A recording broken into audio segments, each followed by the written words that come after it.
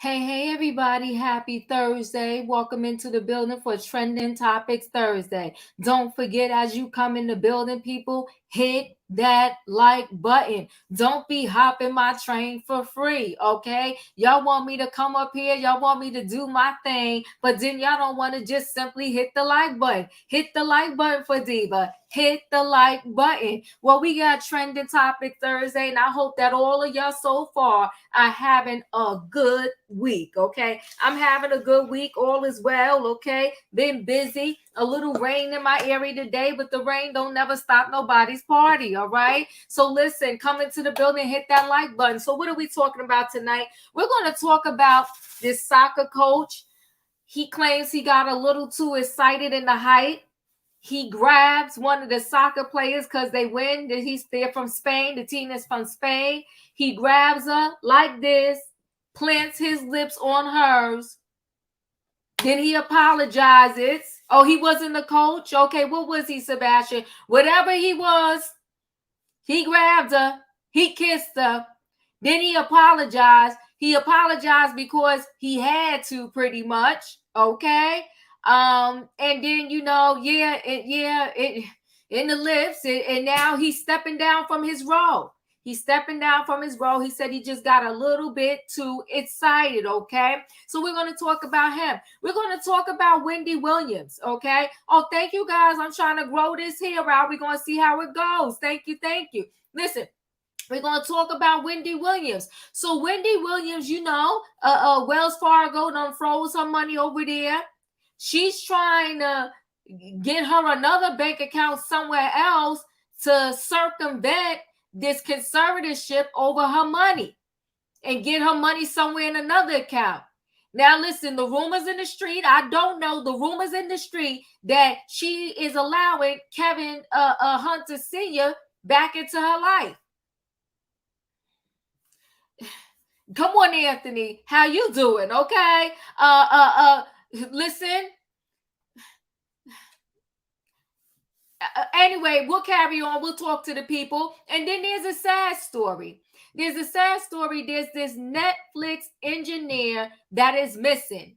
He went out there to work for Netflix, got into an Uber allegedly, and now nobody can find him.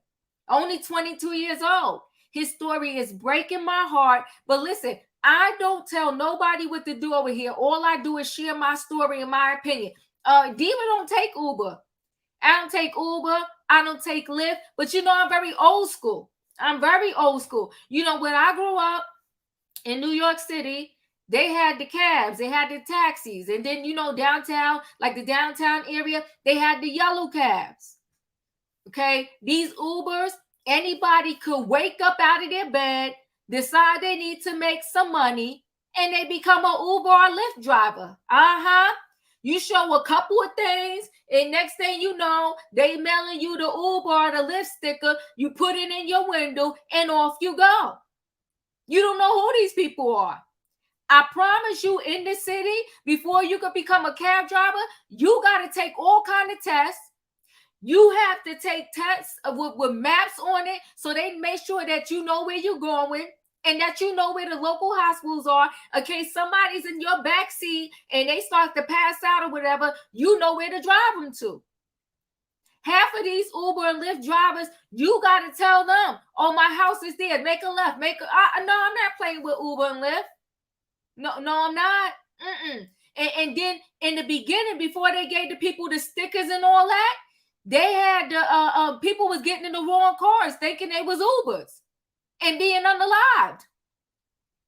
All I'm saying is, people, be careful in those streets. Be careful in the streets, okay? So listen, guys, I'm about to board this train for Thursday night trending topics. And y'all know the routine. And I hope my internet holds up because we got a little rain going over here where I'm at in Jersey, okay? So I hope everything holds up so we can do trending topic Thursday. And y'all know what I need in that chat in order to get this party going. I need the what? I need a choo choo. Come on, Clear. All aboard, everybody. We about to board this train for Thursday night trending topics. And we got a show for y'all. We got the people on the platform, and it looks like tonight, it may be your lucky night if you want to come in and join us, because the platform is not yet full. But we're going to bring the people in the building. Hey, E. Hey, Diva. In my opinion, Wayne. Ticket number 2, choo choo. Come on Number now. 3. Come on now, Sebastian. Regina's in the Yay. Regina's in the building. Come on, people. Hey. Number 3. Hey, Leo. Hey, Robin. Hey, everybody. Hey, Nikki. Choo choo. Choo choo. And Sebastian, Julius, you got the last seat on the train. All right, guys. Choo y'all. Hey. Hey. Listen, hey, everybody. The train is packed. The platform is packed. Everybody just mute yourselves, okay? Mute yourselves, and we're going to get this party started. I'm going to get into our first story, okay? Our first story of the night. I think Robin got kicked out. Robin, get back in for somebody steal your seat, boo. All right, listen. So we're going to do this first story. I'm trying to think what story I'll do first. You know what? We might as well get this man out the way, because I'm not sure what he was thinking. Okay. Robin C got stolen. Hey, Dustin. How you doing? How you doing? You made it on the train, honey. It's your lucky night. All right, now you made it on the train. Nice to see you. Okay, so we're gonna get into this first story here, and we'll get into this. You know, Sebastian, you said he wasn't a coach. What exactly was he? The president? Yes, he's the president of the Spanish soccer team. Yeah, the president of the Spanish soccer team. He got carried away. He got carried away. We're going to get right into his story. Hold on one second. Let's get into his story. Let me see. Yeah, he got a little carried away and excited because, you know, his team finally got a little win there. So Spain soccer prez Luis, okay, planning to resign after the kiss scandal. Okay, so he planted a kiss on it. Look at how he grabbed her. Do you see that? Do you see his hand? Whoa, that's a lot. That's a lot. He grabbed her by the back of the head and planted a kiss on her. A team too much. Okay. So Luis is stepping down from his role as head of the Spanish Soccer Federation, with multiple reports claiming the boss will resign on Friday following the backlash and investigation stemming from the kiss scandal. Okay. So Spain's soccer boss, Luis, is under investigation for planning an unwanted kiss on one of his players following the country's World Cup victory this week, the soccer governing body announced Thursday. The disciplinary committee has informed Luis that it is opening disciplinary proceedings against him based on the events that occurred during the final, a statement released by them said. Okay, the international governing body went on to say that Luis might have violated rules, dictating offensive behavior and violations of the principles of fair play for the unsolicited kiss of the midfielder Jenny after Spain's epic 1-0 win over England in the World Cup final on August the 20th. Do y'all see this, people? Had his hands on her head. That was too much right there. Y'all gonna drag me. Then he pulled her in close and smacked it dead on her lips. Okay. These pictures confused me at first. I'm just saying. Okay, hold on. He's 46, has received widespread rebuke for his actions after the match. He was also photographed, so he got issues, carrying a player over his shoulder and grabbing his crotch. After initially acting defiant, he apologized, saying, "I made a mistake for sure. I have to accept it. In a moment of such emotion, without any bad intention or bad faith, what happened. It was in a very spontaneous way." Okay. So he said, "I'm sorry." The soccer president added, "I have to learn from this and understand that a president of an institution as important as the federation above all in ceremonies and that kind of should be more careful." So he's saying, yeah, I made a mistake. I should be more careful. But the apology wasn't enough for many, including the country's top politician, acting Prime Minister Pedro Sanchez, who called the apology insufficient and inadequate. Okay. So pretty much, you know, they want him to go down. He got some prior behavior and he's planning to step down. Okay. We got to talk about this situation. Do you think that he just got a little too emotional and wrapped up in the hype of it all because this was their first win? Or do you think that he's messy boots? E, what are your thoughts? He's an animal. That's Oh, what I think. He's an animal.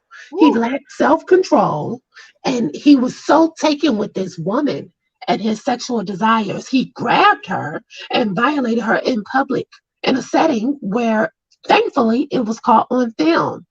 As always, when people do things like this in public, I always wonder, what have they done in private when no one is watching? And I do think there needs to be an investigation, and we need to do a deep dive. I'm sure there are probably more victims. And I agree with the Prime Minister. Apologies without financial compensation are always insufficient. He needs to pay that woman and her family, and he needs to do a donation to uh, to women's resources or whatever they call it over there. But he needs to donate a large sum of money, and he needs to do time. Yes. Whew. Okay, he's an animal. Okay, I ain't mad at you. He this is what you're saying. He couldn't hide his true feelings. Woo, he's a horrible person. Whew. Hey, Jonathan. Hey, everybody. In my opinion, what are your thoughts? Was he caught up in his emotions? This man is a predator, and we have to be careful and label them as such. Okay, you are a predator, sir. And now you're sorry because you were caught. You're not sorry because of your actions. You're sorry that you got caught. And I want your sorry behind to pay. Who he going down? Okay, the people are speaking. The people are speaking. We gotta hear. He's an animal. He's a predator. Wayne, what are your thoughts? Like I say, this ain't his first rodeo.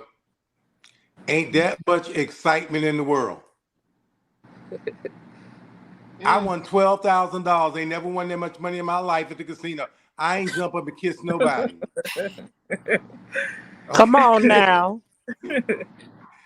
This man, she ain't the only one. And these people sometimes in these high positions, they think they can get away with it. These young athletes, this is their future. They don't want nothing to get in the way. And they're liable to do, just, when SA happens and stuff like that, they just try to suck up and go on. But this man got some issues. I wouldn't care whether he was from the deepest parts of Budapest to Africa, any place else. You don't jump up and grab no kids and kiss them in the lips. Yeah. That's grounds for somebody to a parent to unalive somebody. Yeah, it's messy. No, that's it's no excuse. And like E say, it ain't compensation unless you got some change. Yeah. Give off them coins. What they call them in Spain, pesos. No pesos. No, they don't use Flip pesos in off Spain. They something. use euros. Oh, euros. Okay. Yeah. Well, she's Mucho due euros. Well, either way, Wayne saying, "Show me the money." Yeah, Natasha, mucho. the girl felt uncomfortable. I read one article. She did feel uncomfortable. She's quiet right now because you know what? Let me tell you something. When Judge Hatchett spoke, I think she spoke volumes, and she said the feelings of a lot of, I'm gonna say, victims. Right? You're frozen in like you can't even believe this happened. And I think that girl is probably in shock, and she doesn't know what to feel or how to feel. But she did say she didn't like it, but it happened like so fast. Like, what do you do, right? It was just insane. Sebastian, what are your thoughts? Well, actually, first I want to say this. I support victims and survivors. And the other instance that I heard about the shoulder thing and holding his crotch and etc. That was wrong. That was wrong. But how should I say this? I'm sitting up now, Sebastian. I'm gonna be kicked off this train. Okay.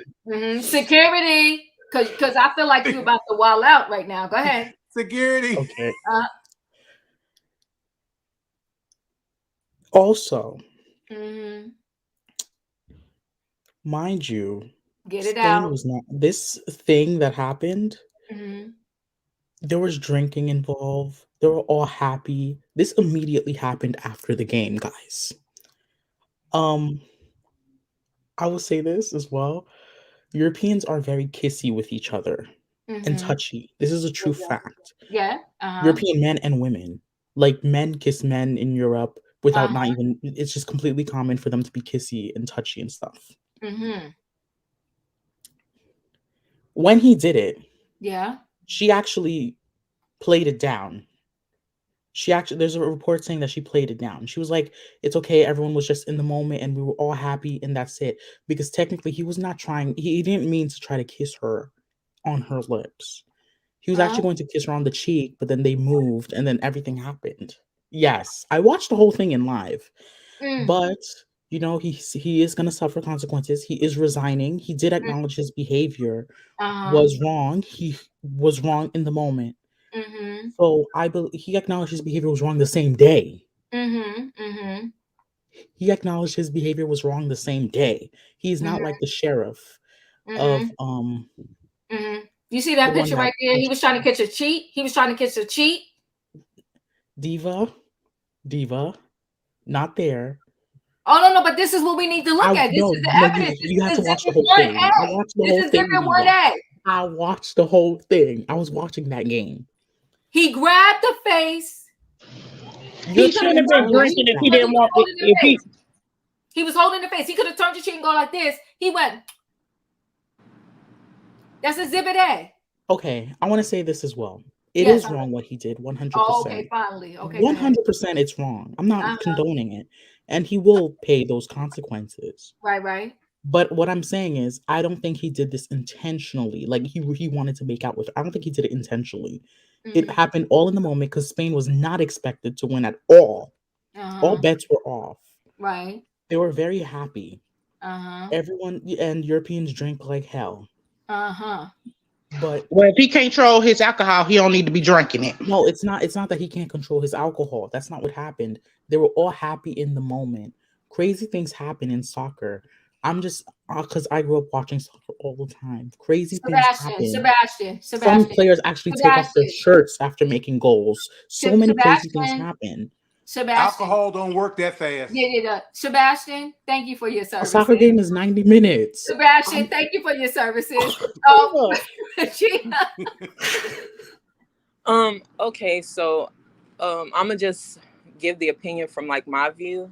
The way that my PTSD is set up, I would have just fought him. Like that's it. I just feel like people that act like that need to get hands put on them. That's just how I feel. Well, that's it. Okay. Well. Okay. Nikki. Rock 'em, sock 'em. Oh, I didn't realize it's my turn already. Yes, it is.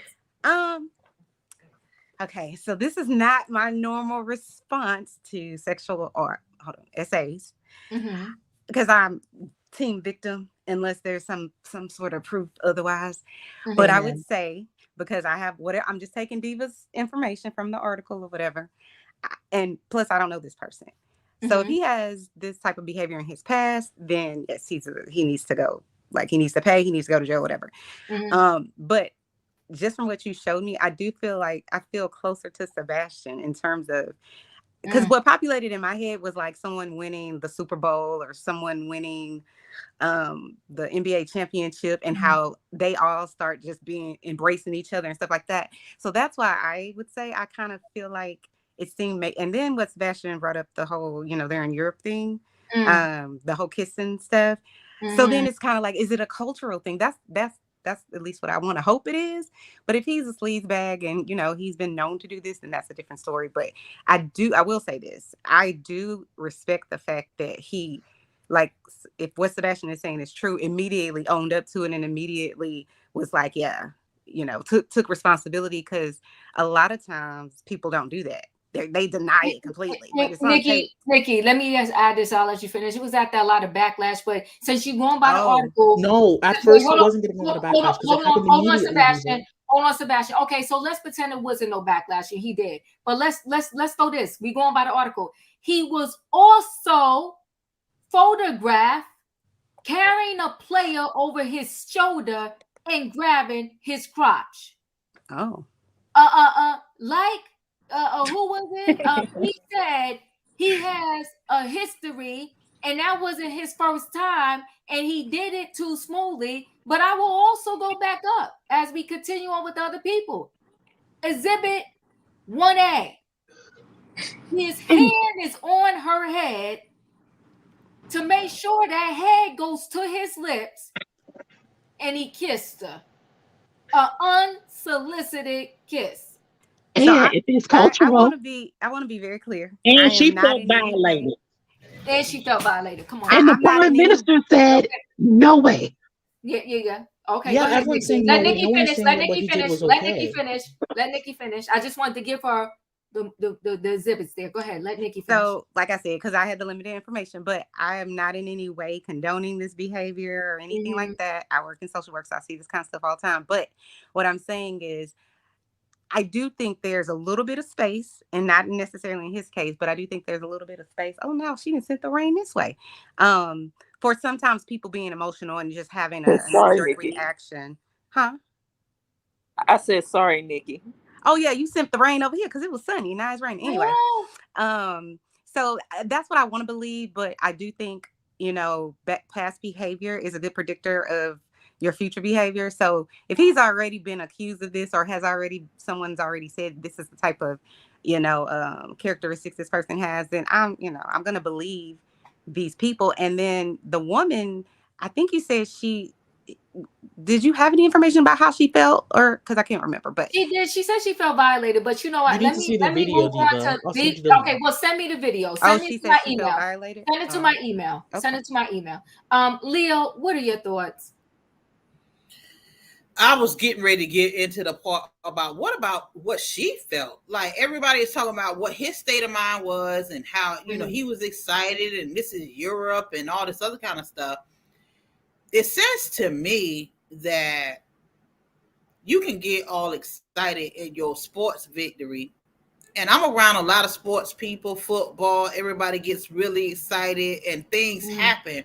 But to grab her whole head and plant your mouth on her mouth.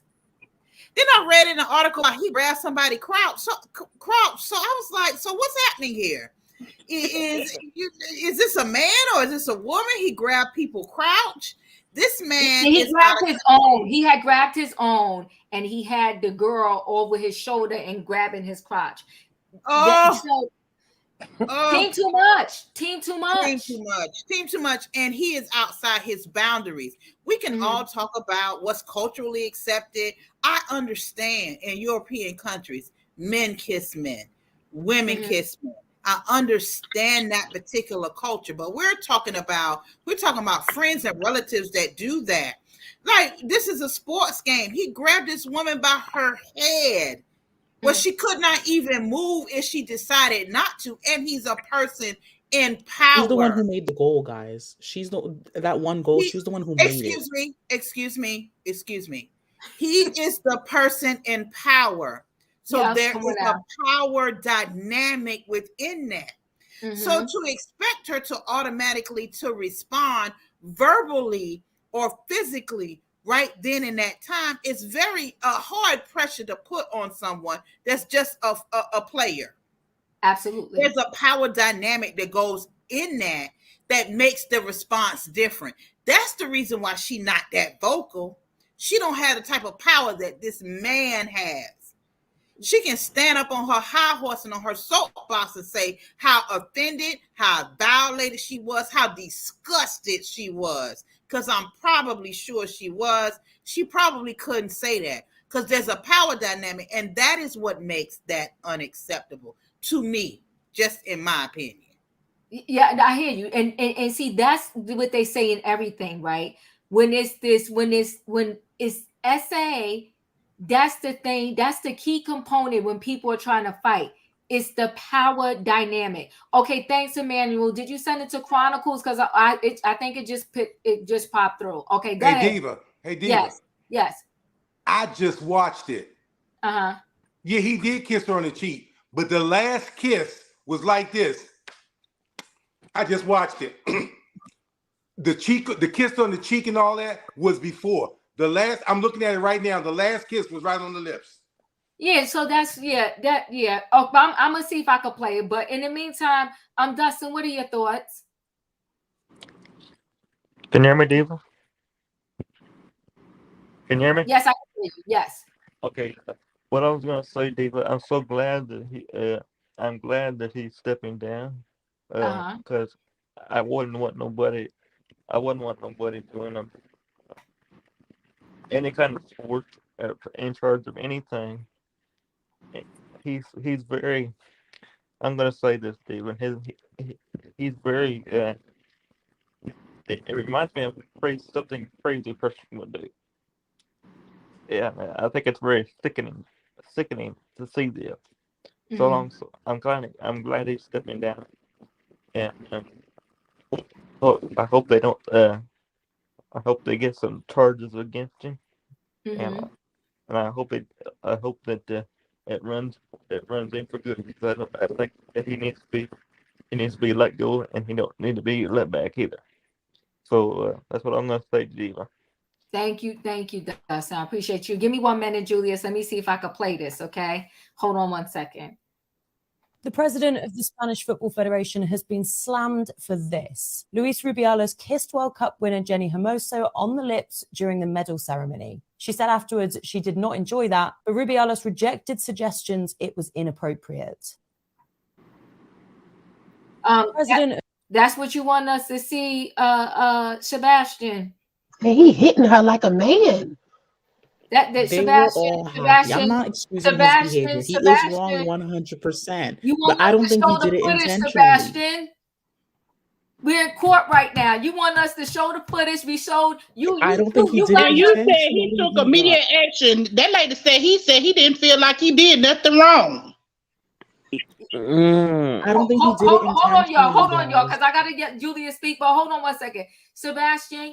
You help us slam your client under the ground because you told me to show the footage. I showed the footage and he planted it on her lips. He didn't do it intentionally. I don't think he did it intentionally, guys. I'm sorry. I love you, Sebastian. Intentional or unintentionally, he still abused her. Julius, what are your thoughts? Yeah. My Alpha 5, yeah.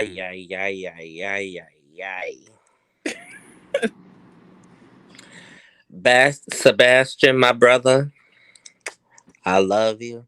You know, you got it right here with me. But the footage don't lie. It wasn't. It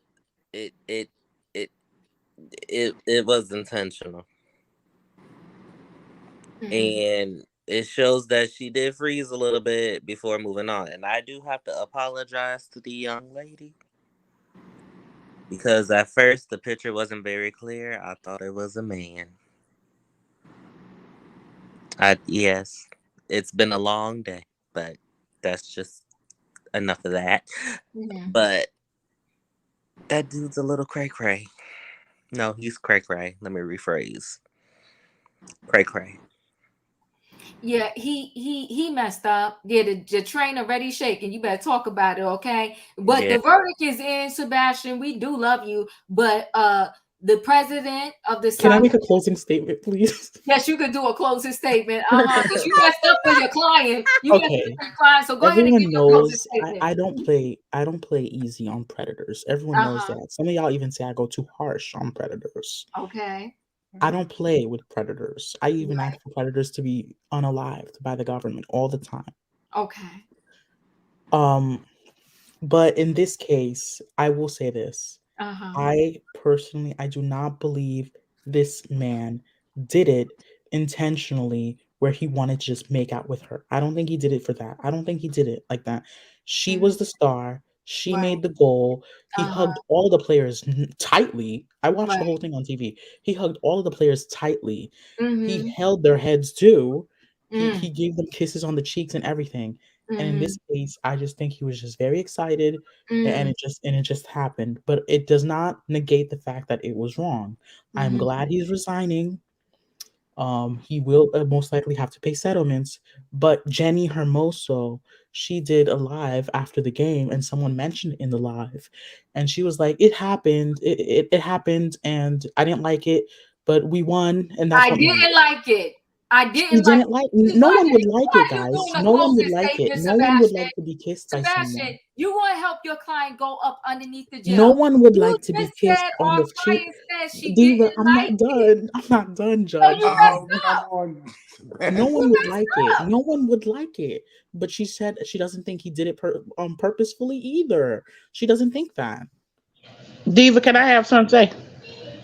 But we're about to move on. I was just trying to help him redeem himself with his client, and he lost. Okay. Ain't no I'm not redemption there, redeeming myself. I know my Diva. client is I just wrong. wanted to ask Sebastian if that was his mama, would he feel the same way? If that was your mama or your sister, would you feel the same way?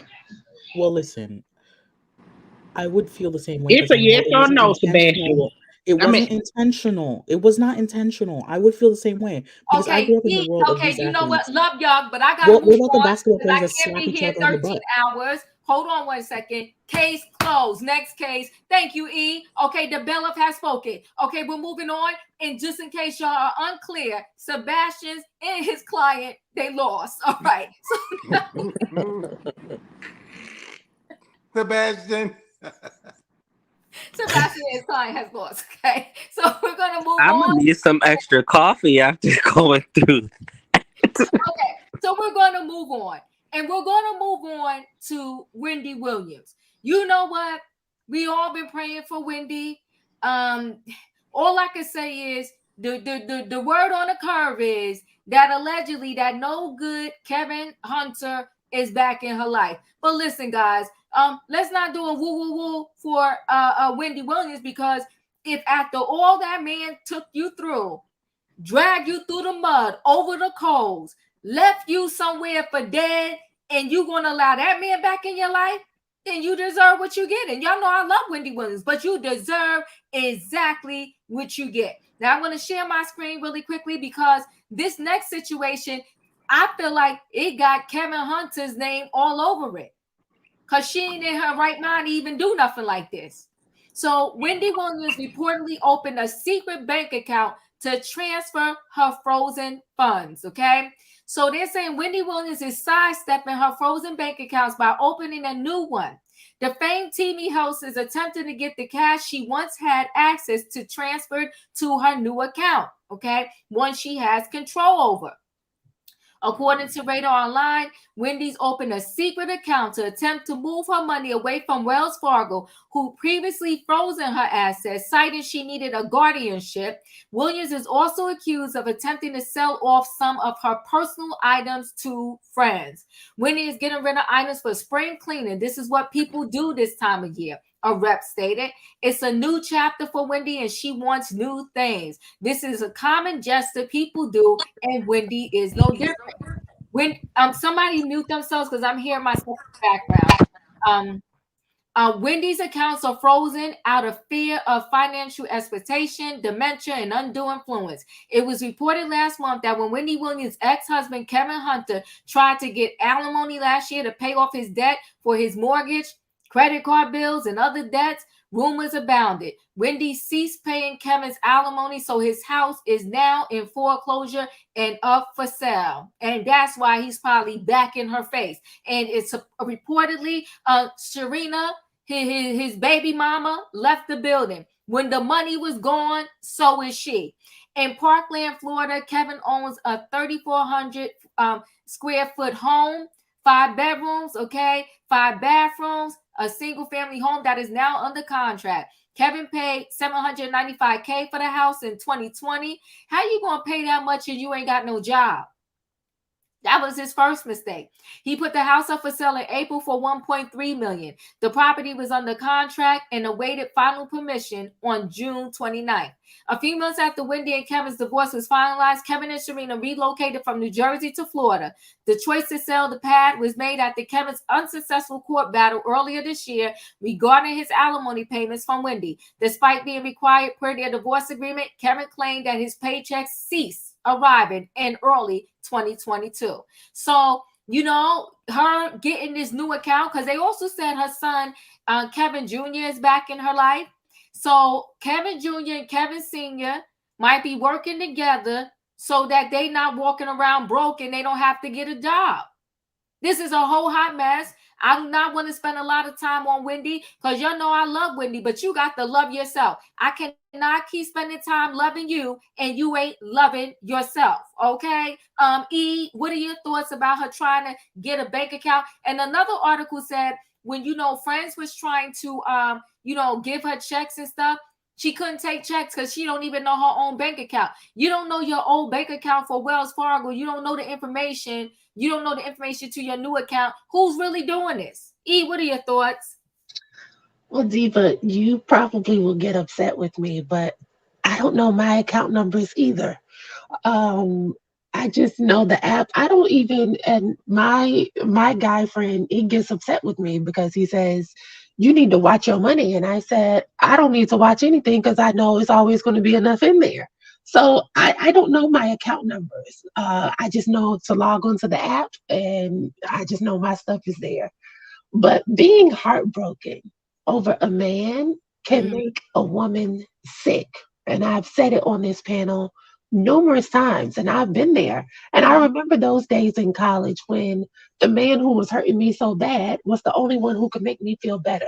It's toxic and it's codependent, but we have to also remember Wendy is sick. And she hasn't been the same since the divorce. And I say all this to say I can understand why Wendy would be tempted to feel bad for Kevin or the Kevins, since it's the father and the son. And I can see why she would want to be in communication with him. I can, but I'll never understand her wanting to give him more money. Oh, hell no. I can't understand that at all. Both of these Kevins, they need jobs because Kevin Jr., he's in college, so they should have taught you something. The prestigious university I believe he goes to, they should be able to hook him up with some type of internship. He should be able to do something. And since Kevin has went around the world saying he made Wendy what she is, then he should be able to make another Wendy. You should not be this. If your house is for sale, then you should have sold that and you should be able to triple that money. You should be able to flip that money so fast and get back on your feet. The fact that these two men cannot fend for themselves without Wendy, I feel like Wells Fargo has no business releasing the freeze on those funds. Refreeze that money because nobody has given us any indication that Wendy is better enough to be able to take care of herself. So in my mind, she's still a high risk potential victim, and hell no, she don't need a second account. She needs to be under a conservatorship by her sister. Her brother needs to stay clear away from her. And people may feel bad about this, but I say the son needs to stay away from her as well as Kevin Sr. Thank you, E. So let me just add this to be clear as when I go to, in my opinion. So no, Wells Fargo is not trying to unfreeze it. She's trying to get another bank account at a different bank so she can, have her money and have control of it, right? And here's the thing. I think probably there's a lot of people that have been heartbroken. Oh, I've been there, done that. Been there, done that. Almost lost my darn mind. But listen, you could run the train over me once, but I'll be damned if you catch me twice. So, and if you catch me twice, you won't catch me a third time. And one thing, you're going to catch me, I'm going to catch you on real quick. The minute you tap into my funds, all bets are off. You mess with my money, it's a wrap. If you took my money and used my money on some other chick and I find out, we good. We good for real. I ain't got nothing to do with you. And I'll find a perfect stranger to take care of me before I come back to you. That's for sure. In my opinion. Okay, so here's my thing on this, okay? And I'm speaking from the medical aspect. Wendy needs to be placed in a care facility because she has dementia, okay? And in dementia, you have times of clarity and you have times of unclarity. And in those times of unclarity, these people are around her telling her, oh no, this is what you need to do. She doesn't understand because her mind is not there anymore. She's not that same Wendy that y'all saw on TV. She needs somebody there that's going to look out for her. And everybody around her is trying to use and suck her dry. She needs to be somewhere where she can be safe. She's not sound enough to make these kind of decisions. And I don't know in what world do we think Wendy opened a secret account and she don't know that she opened a secret account. Okay, it's so secret that she don't even know about it. What world? Miss me. Yeah. Let's advocate for Wendy to get some real justice. Put her somewhere where somebody's really looking out for her. We don't want to see you go down like this, and she shouldn't have to. Hallelujah and amen.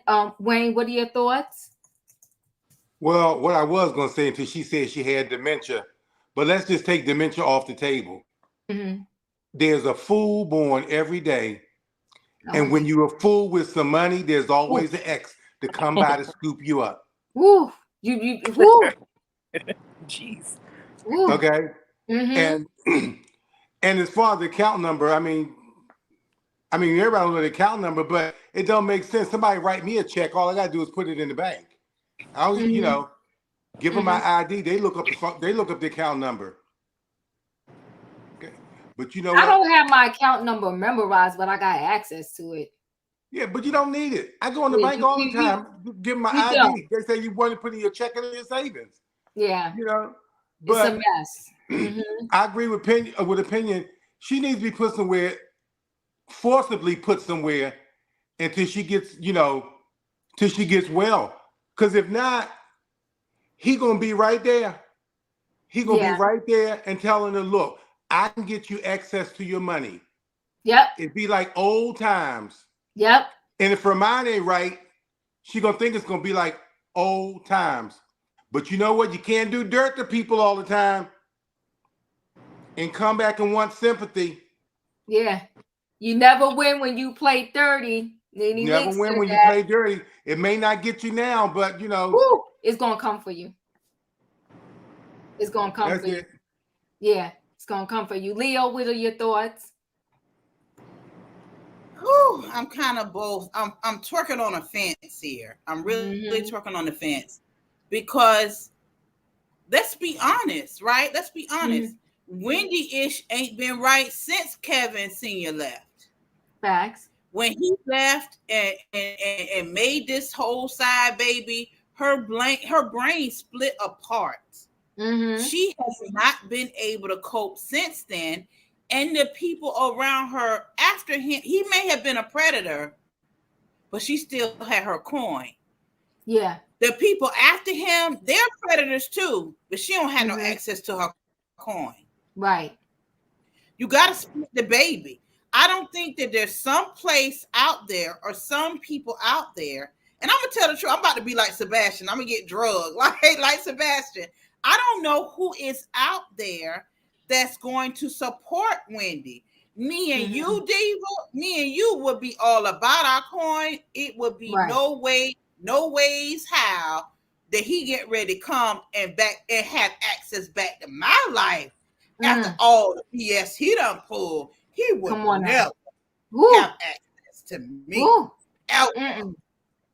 But we talking about Wendy. She's already deteriorated. She's already been around vultures that she don't trust. You gotta pick the snake that you know. And the snake that you know is Kevin and Kevin Jr. Oh, Jesus. At least they ain't gonna have her in the casket and getting her money. What choice does this woman have in her mental state? I feel like her opening up a new account, let the old account stay under the guardianship, under the new account. If he the dude, if Kevin Sr. is the man and can still create this star once again, I doubt it. Is he gonna get something for himself? Yes. Is Kevin Jr. gonna get something for himself? Yes. But at least I am more comfortable with the snakes that she knows than all these others. The jeweler is her manager now, y'all. The jeweler, the stylist, or whoever he is her manager now, her agent. I say, let Kevin Sr. come in with his muscle and the way he like to do business and get her on solid footing on the new account. And yes, he is getting stuff for him, but the other decide that the chick done left. She probably will come back once he get the coins together. That's all a thing. It probably will happen, but I don't think that I don't think that he is worse than the snake pit that she is in now. Ooh, he's saying a lot. Got her on TV looking all crazy with her skin hanging and booty shorts and a wig on sideways and light pink lipstick and all kind of carrying on. They got her looking crazy in these streets. I don't think Kevin Sr. and Kevin Jr. will do that. No, you're speaking facts. You speaking but this is a lot. You know what's sad? It's sad when you're at the point in your life when the only option you have is between double one or double two. Yeah. But these are dementia. Hold on, guys, because I really want everybody to get a chance to speak. Thank you, Leo. Dave, you got to tell people what the meaning of dementia is, because I don't think they understand. All the stuff that they seeing from Wendy is from the dementia. Like, you don't remember stuff. You don't know how to take care of your stuff. Like, it's so hard for people that have family that go through dementia. It's like they go back to kid stage, and then they have moments of clarity, not times, moments. I mean, it's rough. Nikki, your thoughts? I feel very sad for Wendy because I mean, I put her kind of like what, in my opinion, is saying it's like when you don't have your mental capacity or capabilities to be able to make the type of decisions you should be able to make for yourself. It's very sad. And the worst part is, I mean, I don't know, are her parents alive or are they gone? I can't remember. But if you don't have someone okay. Like, I feel like I wish she had a power of attorney. And I don't understand why they can't just resolve this whole money thing with her by just saying, this is how much money Wendy needs to live every month, and give her $40,000 a month or whatever it is. That's one. And then two, I'm like, what the hell did Kevin and them do with all their money? If he'd been cheating on her all of these years and he was getting a check, how is it that you don't have money to pay your bills? That's crazy to me. But the best thing about it, I feel like, is the fact that Kevin or Kelvin or all of these people who are around her can't get to her money somehow. So I love that part of it, because if they could, nobody, what was it, the son that had the $2 million apartment, his apartment would be paid for, all Kevin's expenses would be paid for, his mistress's stuff would be paid for. So I'm happy that at some point Wendy clearly put something in place to make sure that they couldn't just come and bleed her dry. So that, I think, is the only happy part about this. But I feel really bad, especially if she does have dementia. I hope that's not the case, though. Yeah. Regina, your thoughts? Well, first, I feel bad for Wendy a little bit. I just think that the kind of job that she was in, she kind of like opened up a Pandora's box for herself, for karma, like for herself. I remember when she was talking about B. Smith, if y'all remember, you know, her husband had a whole girlfriend in the house, you know, and she had Alzheimer's, and she felt like that was kind of weird to her. So to see that all come back on her, it's kind of hard to feel bad for her. You know, like, I feel bad because she's sick, but then it's like, when you weren't sick, were you not paying attention to the words that you were saying? I mean, the dude had you passing out. The dude have you walking around looking like Skeletor, and you are thinking about it, even though she might not be in her right mind. It's just crazy that it's even like coming to her mind. It's like the public humiliation of it all should like bring reality back to her every time. Like, anytime dementia trying to slip in, be like, oh, but he played me. Oh, he had a side baby. Oh, he got a girl like 30 years younger, or you know what I'm saying? Like, those things should pop into her mind to me. But yeah, I don't feel too bad for her. I hear you. I'm hearing everybody, and I'm spinning all around the place on this one because I hear you, and I heard Leo, and I hear, in my opinion, whew. You know what? I'm coming to you, Sebastian, but before I do it, I will say this. I think in relationships, there's red flags, and a lot of us all the time, we ignore red flags, right? Because if we paid attention to every last one of them, we'd probably be with nobody. So there's red flags, and then there's glaring red flags. And a glaring red flag to me is when you get with somebody and they want to isolate you from your family and friends. I would say run and don't look back. Run and don't look back. One asked me, and I'm not saying everybody, so I hope everybody understand. I'm not my information is not the end all be all. But one asked me, because you know what, the only person I don't live next to, like in close proximity, in my family, my immediate family, is my brother.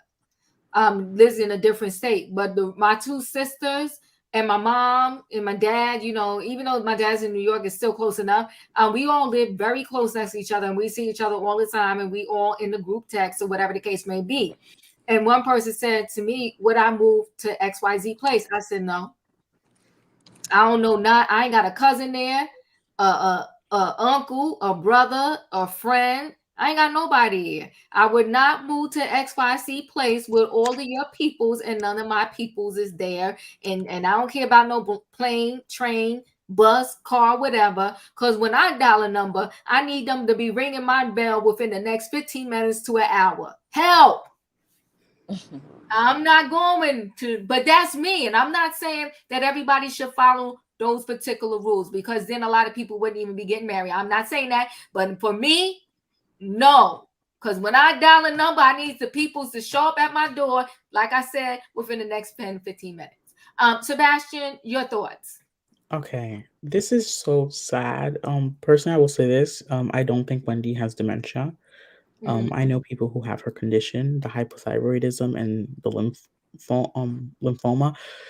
Those medications do make you kind of a little not all there at times. I don't think she has dementia, but I do believe that she is being aid as in ABU, and then fill in the rest of the words. I do think she is being, and financially, mentally, and it wouldn't shock me if she is also being physically as well.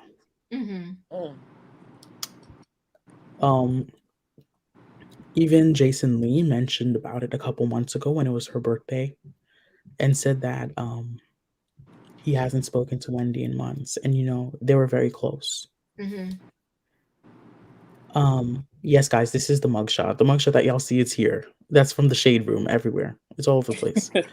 But yeah, I don't think Wendy lymphedema, not lymphoma. I'm so sorry. That's I'm so sorry. But yeah, it's lymphedema, not lymphoma. Lymphoma is cancer. I believe that I don't think even her son has her best interest. And I'm sorry, that's hard to say. Y'all may drag me for it, but I don't even think her son has her best interests. I don't.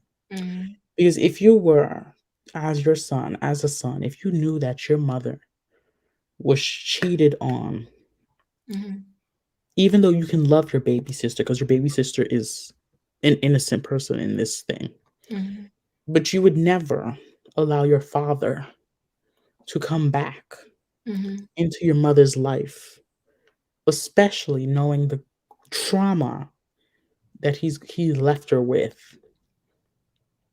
I don't think he has her best interest, and it's sad to see how Wendy is doing, but I kind of do see where Leo's coming from, because I love Leo too. I do see where she's coming from, though. We haven't been seeing Wendy out in these streets, as we hear that Kevin is also here. So it's just sad. But I think that maybe the jeweler, I don't think he has her best interest as well.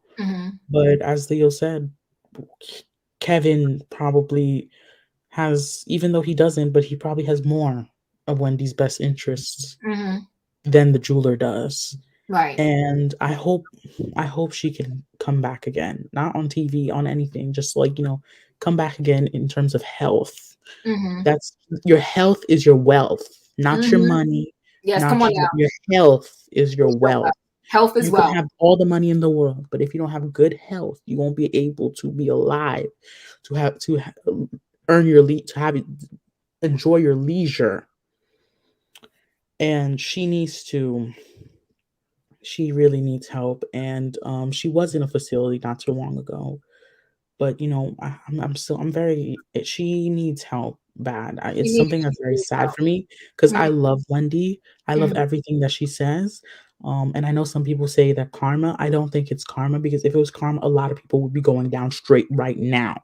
People have said worse things than Wendy Williams. That's facts. Tamron Hall has mentioned this. Howard Stern has said the worst things on radio, national TV, and etc. That's facts. That's facts. So But Wendy is the black woman and she's the scapegoat. Just saying that. Right. I'm just gonna say that. Yeah, no, that's facts. The Don, thank you for the super chat.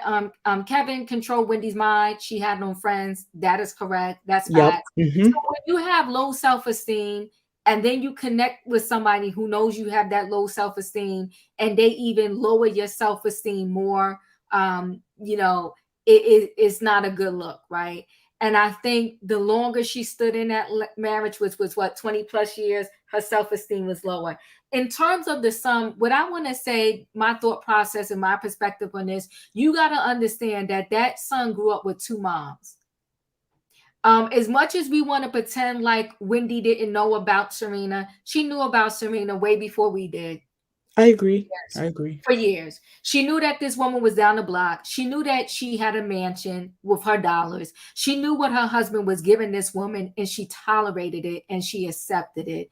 And so, and kids aren't stupid, right? So you know that your mother knows about this other chick. You know that your mother's pretty much accepting it, because I'm telling y'all for facts that when Kevin Jr. got hooked on that K2, they sent them down to Dr. Sabi, and Wendy had to work because he forced Wendy to work because she was the workhorse. She was the financier of the threesome.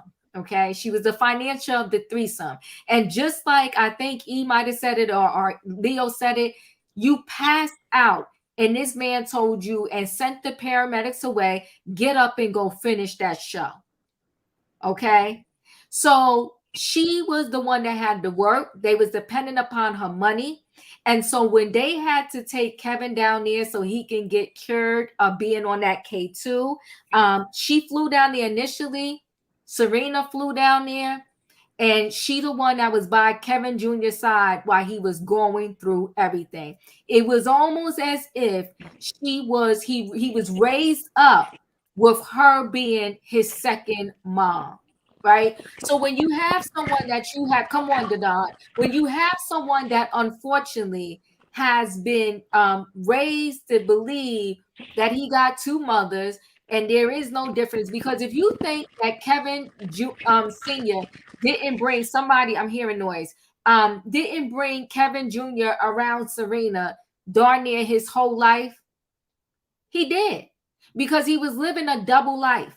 He had mail coming to that woman's house, and there was evidence when it first came out about her. It was evidence that when he went on vacation with Wendy, Serena was in another hotel room down on vacation with them too. So it's sad, but that's the existence that she lived. And I really believe, had Serena never had that baby, Wendy probably still be on TV today doing the Wendy Williams show, because she would have never left Kevin. Facts. And no, I think that she probably still would be on TV. No, I think that she would probably still be with Kevin if everything wasn't just public. The same thing goes with Melody Holt and Martell. I think she'd go back to him too if everything wasn't public. Right. Well, I mean, I think Wendy, though, the baby really was a deal breaker for her, not just the public, because there was sprinklings about Serena for a while. Now, it wasn't at the high level of when it was announced that she was having that baby, but there was sprinkles of her for a while. for a while.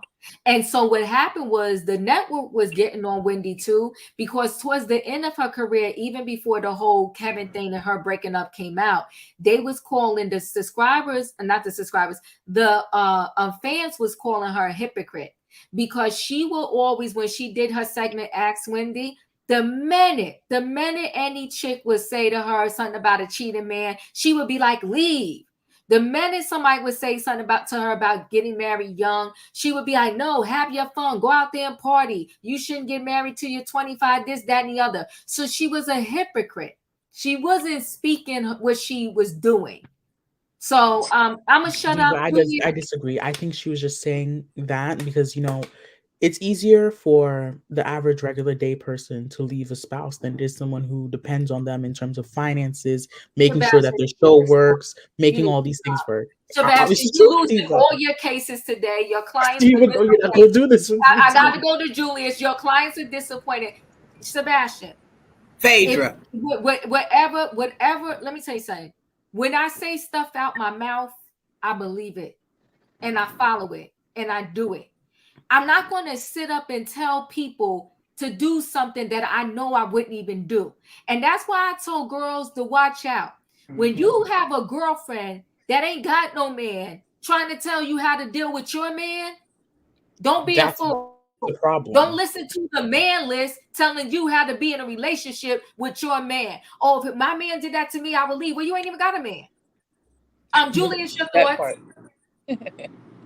Your Honor, hearsay. Grant the motion. I grant it. Okay.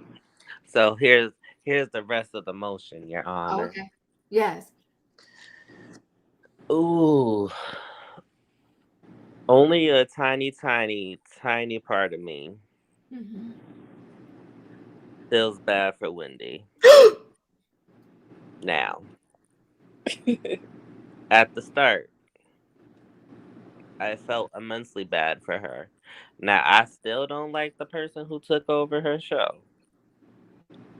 But she ain't really have nothing to do with this.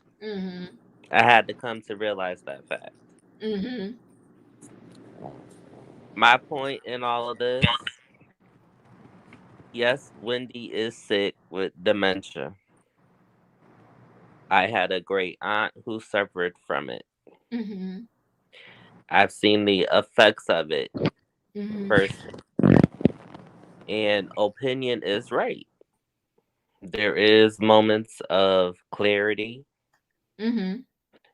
and chaos at times when they try to do everything when they realize they cannot.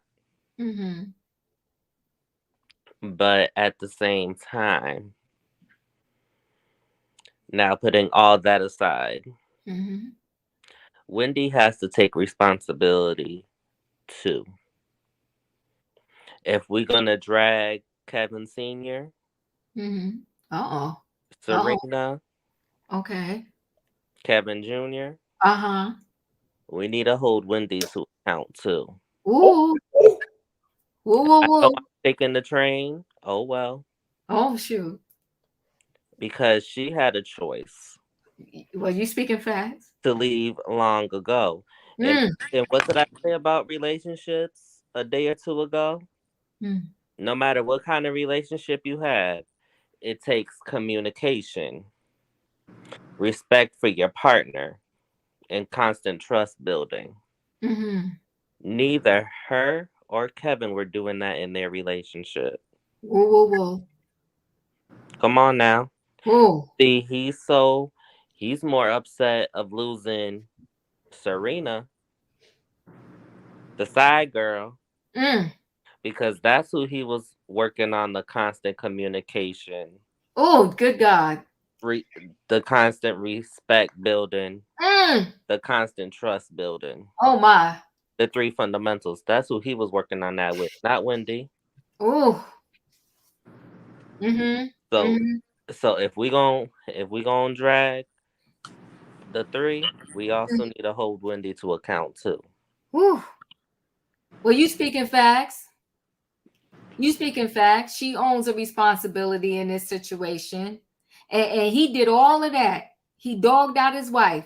And at the end of the day, the side chick was only there the whole time for the money, because as soon as the money dried up, she ran. She was gone. She was gone. She ain't trying to get a job. She ain't trying to sell vegan burgers on the corner to help pay the mortgage. And see, that goes a whole lot to Kevin's value. Oh. Because oh yes, honey, I'm going in right now. Ooh. That speaks a whole lot to the value, because and Serena needs to realize she was sold a wet dream. She's never going to be the main boss chick. I have not heard him doing much for the child that they have together. No, he loved Serena. He was doing the best he could, but it was never his money. But Serena knew that, right? So my thing is, if you're gonna be a side chick and a gold digger, go dig gold where there's really gold.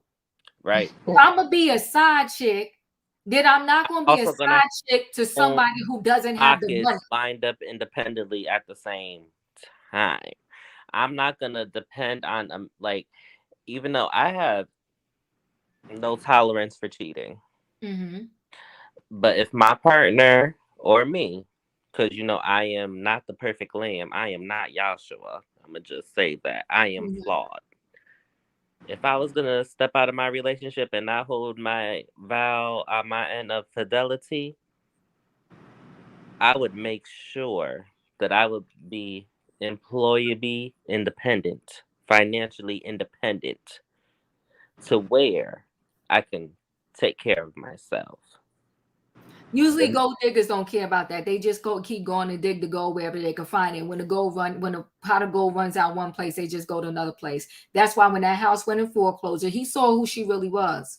When he no longer had the money, she was gone. I need to move to Dustin. Hazel says Serena ran, but she can't hide. When you do bad in this life, you are your children, or your children's children pay for it. That's right. Hazel, I believe in that 100%. Dustin, you're up. What are your thoughts? My thoughts are this, and you guys know how I feel about Wendy Williams, especially you, Diva, because I spoke about this a couple of days ago. I do feel bad for Wendy Williams to a certain degree. Right. But the rest of me does not feel bad for her, because she got sick. I feel bad because she's sick. But she's stuck in this situation as the rest of them are as well. And I think that it's a good thing that she stepped away from her talk show when she did, or it would be even worse. So I'm going to give my flowers to who I think that does a better job, and that's Sherry Shepherd. Sherry Shepherd has done a better job since she started that show, and more viewers. I got on the internet the other day, and Sherry Shepherd took as number one between all the talk shows on that hour. Now, so you can sit there and tell me that Wendy Williams is gonna be the number one, because I can tell you, Wendy Williams went downhill after even before she left. So whoever's taking the money, you ain't gonna get your money back. Your money can stay frozen as far as I think, and that's all I'm gonna say, Diva. Woo, thank you, Dustin. Okay. A lot of strong opinions here, and it is what it is. But at the end of the day, no matter what, I wish her well. And she's in a tough position. Okay. So let me hold on 1 second, guys. Hold on 1 second, please. Regina said there's a syndrome called alcohol-related dementia, and that is true. Listen, the platform is packed, y'all. I know I see somebody trying to get in, but the platform is jam-packed. I will say this. Hold on 1 second, guys. This I will say. Whether we have an actual diagnosis for Wendy or not, we do know this. She ain't well. The last time we seen her, it was not the Wendy Williams that we know. It was not the "how you doing, Wendy?" It was none of that. Okay, it was far from it. The way that Wendy Williams is currently walking the streets, if she was still in her heyday, had a show, and that was somebody else, she would be dragging them for filth. That part. Yeah. So Wendy Williams is not even walking the streets when we do happen to see these outings of her looking like herself. Okay. She doesn't look good. And I connect with everybody, with some of what everybody said, right? Because also I do understand what Leo's saying, because she has no one. At the very least, if someone's gonna drain her dry, I guess let it be the snake that we know that will drain her dry, but won't have her in the streets looking silly and foolish. I also will say this, that the small period of time when she was down in Florida with the son and the ex-husband and Serena was still around, she was actually looking a little bit better and doing better than those last few times that we've seen her. The last few times that we've seen her, these people surrounded by her was taking her to the liquor store, dropping her off so she can pick up a taste, and just looking all kinds of crazy. Why would you take Wendy Williams to a strip club for your birthday around alcohol and all of that, and you know she has addiction problems? No real friend is going to take you in the lion's den knowing that that is your kryptonite. So I get it. At the very least, at this stage in her life, when everybody around her is a vulture and they just want to take advantage of her and take her money, I guess, I don't know. Can I say one last thing? 1 second, Sebastian. Let it be Kevin Hunter, because I really do want to move on to my next story, and I don't want to circle back to everybody again for this one. So keep it quick and short, Sebastian, because you have a track record for tonight and you've been losing every case. But go ahead. Damn. Okay. You went Wendy there. You drive me hard there, but okay. Everyone keeps mentioning Wanda.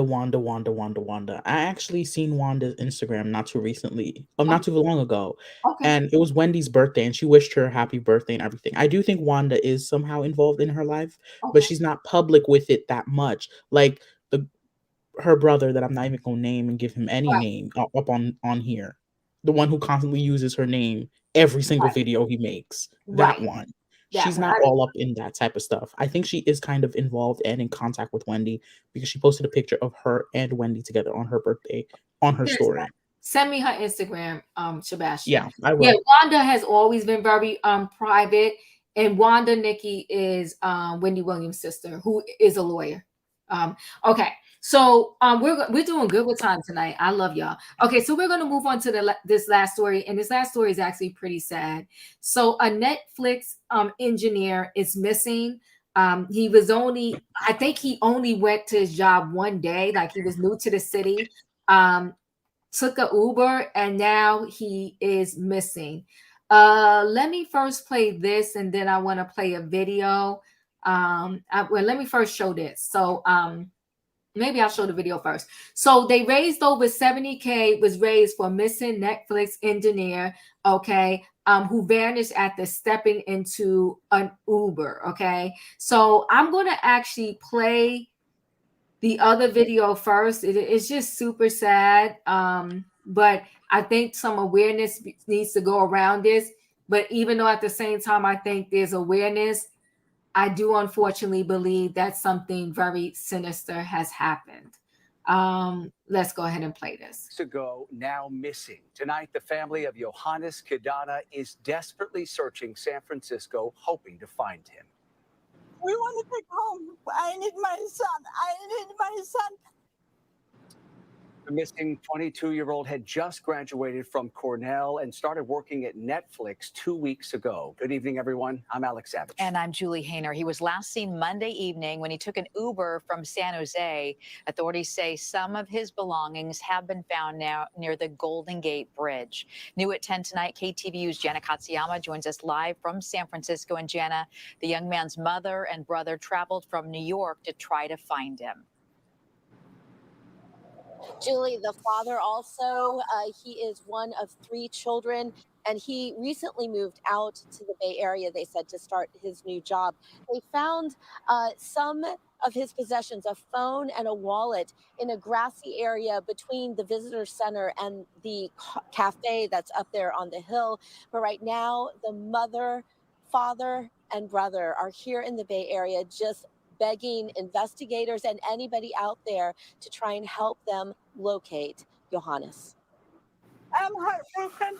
Johannes Kedana's family is terrified. His parents and older brother Josef flew in from New York Wednesday after they suddenly lost touch with the 22-year-old. They say Johannes had just graduated from Cornell in May and was starting a job in the Bay Area at Netflix. He traveled here late July 26th, and he started work last week. So this was his second week of work. But on Monday night, they were worried when his phone's location tracker didn't move from a spot near the Golden Gate Bridge. Hardworking, determined. I need my son. I want my son. I just want to hold my son. His older brother Josef says Johannes lives in San Jose. The family notified police there, and officers found some surveillance footage at his apartment. 2 young colleagues of his saw him and were able to talk to him, but he said he was heading to San Francisco to maybe meet a friend. The last footage that I've seen of him was him leaving his apartment building, getting in an Uber in a black Toyota Camry. Josef says on Tuesday morning, a commuter found Johannes's wallet and phone near the Welcome Center at the Golden Gate Bridge. $30 in cash was in the wallet, IDs, cards, phone untouched. Then on Wednesday, they say police found Johannes's backpack. It had 2 of his laptops and some personal documents. Now they are searching and hoping that investigators will help them locate Johannes. Calling medical centers, homeless shelters, visiting, distributing posters, doing everything that we can in our power to get my brother back. My best friend. I need everything possible to be done. I just want my baby dead or alive.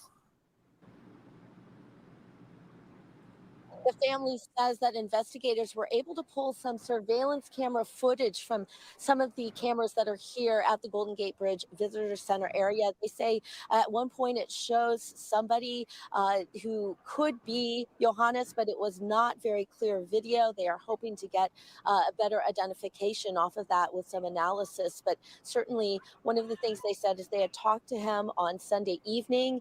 He seemed to be in a good mental state, emotionally, very excited about his job. So right now there are just a lot of questions, not so many answers tonight. Yeah, and Gianna, did investigators say at all, were they able to get onto his Uber account to find out where the Uber ride left him or dropped him? Well, at this point, I have contacted the CHP from Marin County, the Bridge Patrol, and San Jose. We are still awaiting responses from them about where the investigation stands. And they said that it was an Uber, a car with an Uber sticker. So it wasn't exactly clear if he had taken an Uber, or a ride share, or if it was somebody that he might have known who had that sticker. Those are all questions that they are hoping to get to the bottom of. But at this point, it's just very difficult for this family as they wait for investigators to give them more information. You can. Whew. It's a lot. It's a lot. But hold on to 1 second, guys. Let me just go back to this information here. I have some more information to share. Let me go back to this other article. This is just so sad. So more than they had a GoFundMe. So more than $70,000 has been raised to bolster the search for a missing New York engineer who mysteriously disappeared after taking a ride share to San Francisco this week after beginning a new job on Netflix. Everybody just please mute for me. Make sure you're muted. Johannes, 22, who was last seen the night of August 14th, stepping into an Uber, remained missing Tuesday as loved ones pleaded on a GoFundMe page for more resources to find him. A search effort by his family, friends, and peers is underway, says the GoFundMe campaign, which has raised $74,000 as of Tuesday morning for travel, private investigators, attorneys, and other resources for the search. We cannot express enough gratitude for any help you can provide. He disappeared days after he exposed hesitancy about taking ride shares alone after having a strange encounter with an Uber driver. Okay, so he had a strange encounter with an Uber driver before that. While trying to get home the Saturday before he went missing, Johannes had an unusual and uncomfortable ride with an Uber driver who insisted on taking a less direct route to his San Jose apartment. The driver was insisted on taking him through Oakland, and Johannes, suspicious of his intentions, was finally able to cancel his ride after crossing the San Francisco Oakland Bay Bridge, the GoFundMe said. After this ordeal, he expressed his hesitancy in ride sharing alone, according to the page. Days after voicing those concerns about ride sharing, he was captured on security cameras leaving his downtown San Jose apartment and entering a vehicle that had an Uber sticker on display. 2 young colleagues of his saw him and were able to talk to him. Johannes' brother, I think is that Yosef, told the news. He said he was heading to San Francisco to maybe meet a friend. The last footage I seen of him was leaving his apartment building and getting into a black Toyota Camry. He had only moved to the Bay Area in July from Webster, New York, and was in his second week of work at the streaming giant, where he was recently hired as a software engineer. His phone location showed he was at the Golden Gate Bridge the majority of the night of Monday, August 14th. By the next morning, his personal belongings were found near the Golden Gate Bridge Welcome Center in San Francisco, according to the fundraiser and a missing persons poster searched by his brother. He graduated from Cornell University in May, is a black male who stands 5 feet 8 inches tall, weighs approximately 150 pounds, and was last seen wearing gray sweatpants, a black hoodie, and black shoes. The investigation has uncovered no evidence to suggest that a crime has occurred. San Jose detectives have kept his family advised of all pertinent developments in the case. The case will remain open until he is located. Anyone with information, they tell you where to call. It's just so sad.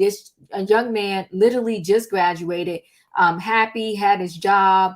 It does sound like a setup to me, Keisha. It doesn't sound good. And, nothing against this young man. I'm just talking in general to everybody. Your instincts are everything. He had a bad feeling about these ride shares. But, I guess that's like the new way to travel around. Everybody uses them. This is heartbreaking to me, heart-wrenching.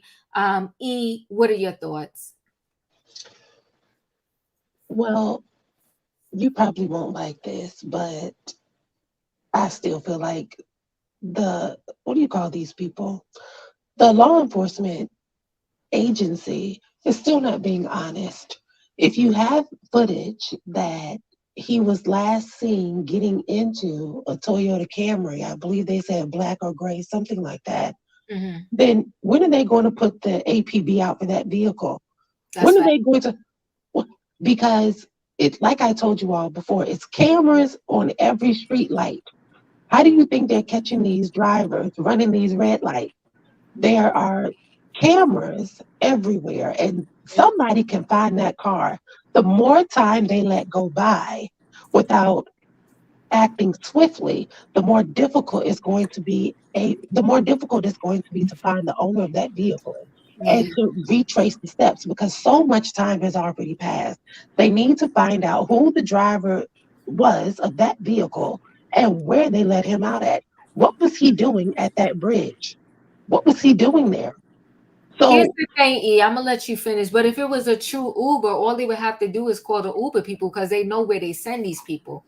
That's why something about this doesn't sound right to me. Well, right, and your app history, your ride history, never deletes. And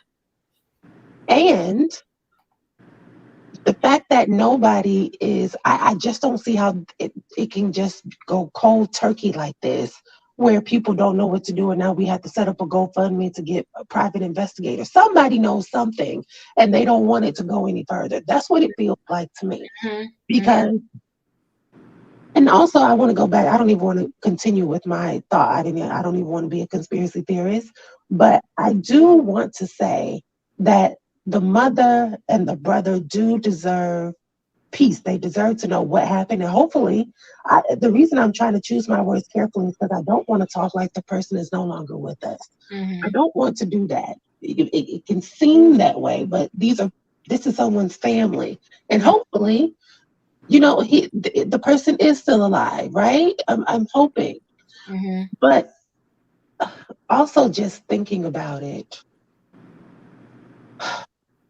why Netflix is such a huge organization. Yeah, This facts. story has gotten so much traffic. Why are we doing a GoFundMe? Netflix, you can put the money behind it. You can find out, if you value your employees that much, you want to send a message to your employees that, you value them, and I feel like it's so many missed opportunities here. And I don't think that anybody from law enforcement to Netflix are doing what the hell they could be doing to bring this mother and his brother some resolve. And the last thing Brother, is, sister, and father. oh, excuse me, brother, sister, and father. I'm sorry about that. And the last thing is, when you mention about trusting your instincts, I remember in college having to take Lyft and Uber. And I remember it being very uncomfortable because I remember a male Lyft driver told me, "Oh, no, you can't sit in the back. I don't like people sitting in the back. You have to sit in the front." And so I sat in the front, and he touched my leg, and I was like, "Ugh." And it's very uncomfortable because once we get on the highway, it can be a very uncomfortable thing. Now, I'm speaking of my experience as a woman. For this young man to say that he felt uncomfortable as a man, I can't even fathom what that probably felt like. I mean, did you feel like violence? I mean, did you feel like you were in some type of imminent harm that way? I would love for if the family or someone could put that into perspective somehow, because I don't think we hear enough about men who feel uncomfortable in these types of situations with these Ubers and these Lyfts and these ride shares. And I think that's an important detail. And I'd like to know more, because I would like to know if we believe that he was preyed on from that initial instance where he felt uneasy about ride shares to begin with. Was it gang related? I mean, it takes your mind in so many different areas, but that's it for me. Yeah, it's just incredibly sad. Wayne, what are your thoughts? And here's the troubling part for me. They found his wallet with everything still in it. Money was in it. They found his backpack with 2 laptops in it. This is it's just weird. Wayne, what are your thoughts? Well, all I can say, this is the parents' worst nightmare. Yeah. And like E said, I think he was kind of set up. I think the first time was just a missed opportunity. He's new. He ain't even been there a good 3 weeks. This was just last month. Brand new, in town from the East Coast, no family, nobody,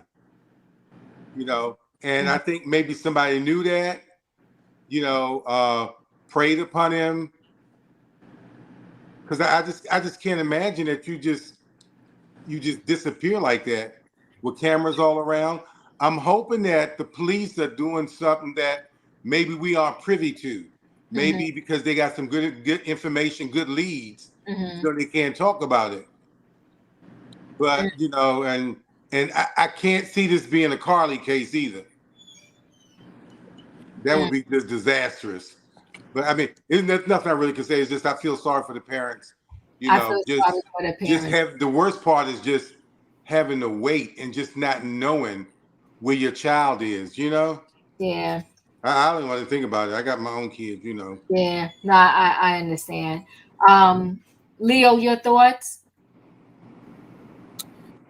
Oh Lord, I'm just like Wayne, and I feel so bad for the parents and the family, and I don't want to speak anything into the atmosphere, right? Because it's just this story. The laptops are still there. I almost hung off the line because this is so.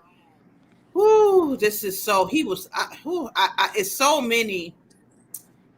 It's so many scenarios that play in my mind. He knew in town. He already felt the spidey sense that with the ride share, something was off. They find things at the Golden Gate Bridge. Not to say that it is. Diva, this is terrible. I'm just going to hope and pray that we put this out there, that people are actively looking for this young man. I pray for support for his family, for his mother and his father and his siblings. I pray for that. But none of all my things, all the things that I think about that go on with unexplained crimes, my mind is running amok, and I couldn't imagine what this mother and this father is going through about their child. Yeah. And that's all I got, because I don't want to dwell on it no more than Wayne. Yeah, I hear you. Nikki, your thoughts? Yeah, ditto for everybody. I would like to know, and I don't know, Diva, if you know this, but do they know where the Uber driver is? Like that person? Are they We missing don't too? know. We don't even know if it was really a true Uber driver. We don't know. They don't know if it was a friend that maybe was an Uber driver and had the sticker in his window. See, here's the thing. It's not like, if you work, when you work traditional jobs, for lack of a better word, and you're no longer working there, you know how they have you turn in your ID, turn in all your stuff? You can start working for Uber and Lyft, but still have the stickers in your window. Oh, right. Oh my God, I never knew that. Yeah, they don't. It's not like they tell you to send it back or anything. They mail everything to you. You never really see anybody. Everything is virtual when it comes to Uber and Lyft. But my question is this, because I actually like Uber, like when you're traveling or whatever. But so I don't use it a lot, but I know enough to know that like whenever you put in for I need to go from this point A to point B, then they're gonna start tracking that. So if said Uber driver picked it up and said, okay, I'm gonna go and make this, ride or do this Uber drive, and then got there and there was nobody to pick up, wouldn't that person say, hey, I came to pick up this person, but then the drive got canceled or something? That's what I'm trying to figure out. That's what they're not telling us. Everything is kind of fishy. And like E said, there's cameras. It was a black Toyota and it was supposed to be a ride share. Why wouldn't you better get this information right away? Right. That's the only thing for me. It just seems like, and like I said, I have limited information because I don't use Uber like that, but it would just seem like they would have enough information to just give the public to say, like she said, be on the lookout for this type of, person. That's the saddest part about it to me, because if you don't even know where to start looking for your missing loved one, that's torturous. You know what I'm saying? Like, how do you go to sleep? How do you go to work? How do you function when your loved one, I would assume, especially your child, because your job in life is to protect them. You know what I mean? So my heart goes out to that whole family. That's just it's heartbreaking. I'm coming to you, Sebastian. Give me 1 minute. Says-K, in New York City, you're not allowed to drive for Uber or Lyft unless you have a TLC license and a TLC license plate. Because you know what, Sass? They fought for that. The New York yellow cab drivers fought for that, because a lot of those New York cab drivers went in debt getting those TLC licenses, taking those tests to get it. And it was so unfair when Uber and Lyft came about, and you can wake up and just say you want to work for them, and then you was an Uber or Lyft. So it almost was putting all of the New York City cab drivers out of business. And those poor individuals, like I said, they spent upwards $10,000 to get that TLC license and take the test. Those yellow medallions were in millions of dollars, some of them. Those prices were driven up. They were $1 million, $2 million just to get a medallion for your cab. Yep. So they struggled, and it was like, oh, now you could wake up and you could be a Uber or Lyft. So they even restricted them a lot from going to the airports, the Ubers and Lyft. It was a big fight over that. But yes, SK, you're right. But see, I know somebody who done that, and they told me the test is no joke. You got to know streets. You got to know roads. You got to know what to do in an emergency. You got to know the local hospitals for different areas. You got to know all of that when you take those particular tests, like to be, the cab driver, whatever the case may be. Okay. It's sad. It's very sad. It's just very sad. But Sebastian, what are your thoughts on this story? This story is so sad for me. This is very sad. It's Hold on 1 second, Sebastian. Yeah, 12 star, probably because it wasn't automatic. Those cab drivers had to fight They had to fight for this to happen. So I don't know when it came in place, and there are rules to it. So you can still drive Uber and Lyft, but there are, as a rule, because of that whole TLC thing, there's certain places that Uber is not allowed to go and Lyft in New York City as a result of all of that. Yes, that is true. And without the TLC, you can drive in the outskirts of New York City. For example, the New York That City part. suburb, Long Island, and upstate New York, you can drive there without the TLC. Yep. But getting back to Johannes, Uh-huh. this is so sad for me. I am just completely devastated by this situation. Because when you do have a gut feeling, you really want to act quickly to get out. That's the first thing. And since he canceled the ride and everything, my thing is, this is where I'm gonna blame I'm gonna start blaming people.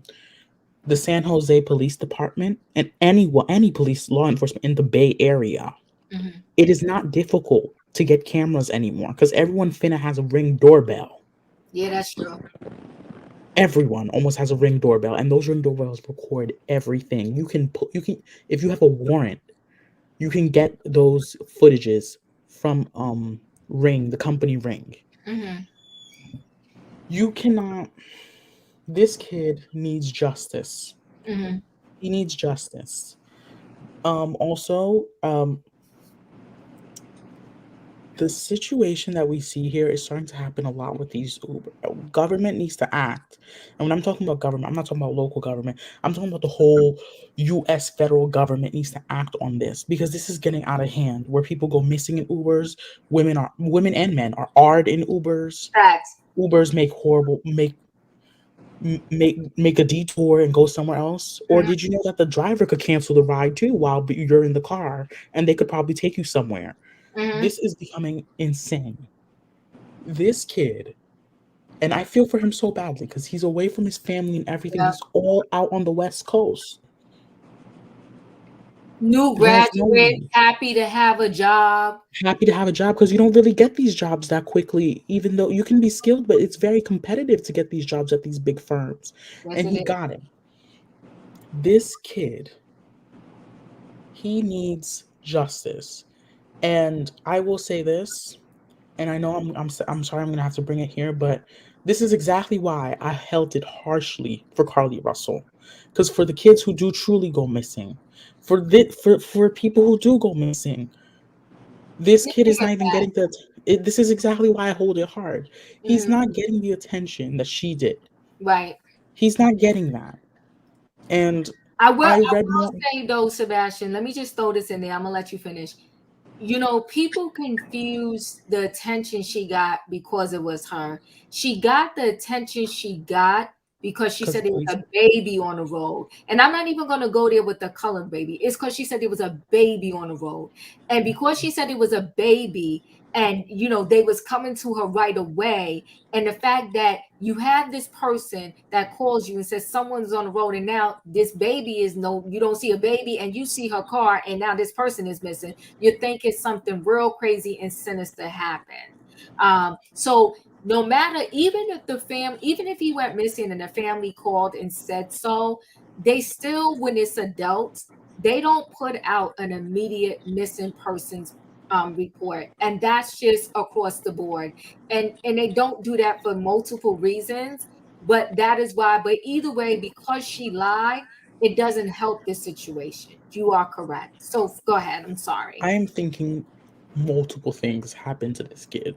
I'm thinking multiple things. I'm thinking maybe while he was in the Uber, and this is gonna sound sad, maybe he was D'd,